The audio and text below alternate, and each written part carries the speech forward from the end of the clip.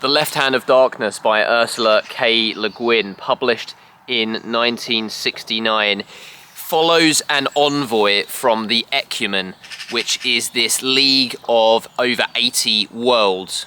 And he is on a mission to the planet Winter, known by the local population as Gethen. Gethen is mostly a frozen wasteland with these enormous, sprawling glacial continents, as well as several smaller island nations.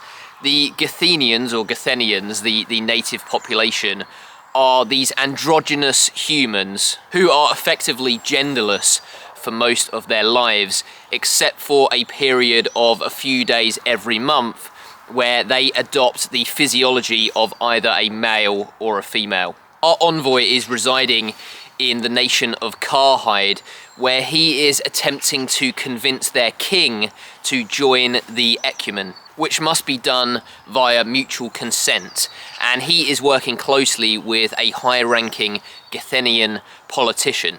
Near the beginning of the book, this politician is exiled from the nation of Karhide, setting in motion the main plot of the book, in which Le Guin is showing you these unfamiliar cultures, environments and traditions of this planet. All of this is absolutely fascinating in this novel, and I think with regards to the androgynous people, I was coming into this potentially expecting it to get a little bit preachy and on the nose in terms of some of its themes, but I think that Le Guin is such a great writer that she approaches this in a more balanced way. For example, the planet of Gethen is said to have never experienced war, and the envoy is speculating that this may be due to the absence of sexual desire for the most part, but then he also considers that Gethen has such a harsh, icy environment and weather conditions that it would be really difficult to mobilize armies. There's some fascinating aspects to Gethenian culture.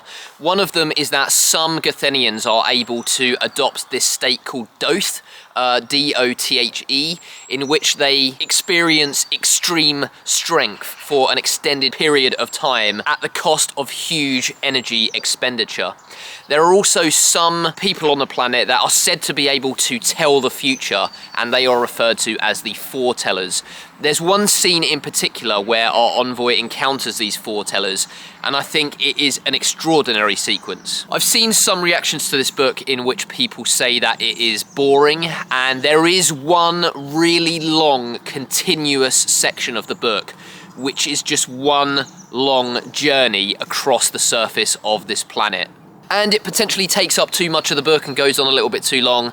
I found it to be riveting due to the descriptions of these icy landscapes, as well as the character development that it facilitates and the survivalist elements. There's also a lot of native words, concepts and terminologies that Le Guin is throwing in here, and I think some people struggle a little bit to pick those up, particularly in the beginning of the book, but if you do stick with it, I think it does start to seep in. So between the character development, the environmental descriptions and the political intrigue, I absolutely love this one. I think it's great. It is part of her wider Hainish cycle, which is this interconnected universe of novels, which can be completely read out of sequence. I've already read The Word for World is Forest, which I think is excellent as well. And after reading this one, I'm really excited now to jump in and read the rest of the Hainish cycle. Cat's Cradle by Kurt Vonnegut, published in 1963, is about a man writing a book about one of the fathers of the atomic bomb. And after doing some investigation and tracking down his family, he uncovers that this man also developed a substance referred to as Ice-9, which would be capable of freezing the entire planet. I decided to come outside to record this video today because both of these novels have some kind of icy component, and as you can see, it is extremely cold in England here today, and this frost has been covering the ground for about a week straight. Through a twist of events, our writer ends up on a fictional Caribbean island nation called San Lorenzo, which is experiencing some political turmoil at the hands of a dictator, and also the presence of a religion called Bokononism. And this religion essentially preaches that humanity have to believe these harmless lies in order to achieve true happiness. And so Cat's Cradle is this satirical take on religion, science and technology. When looking into this one, it's often referred to as being a very funny book, and while I did get a couple of laughs out of it, I didn't find it to be laugh out loud funny overall. It was more of a kind of mildly amusing experience. I thought it was decent overall, but because I've heard such great things about it, I think I came into it with a really high bar, really high expectations, and I don't think it quite lived up to that.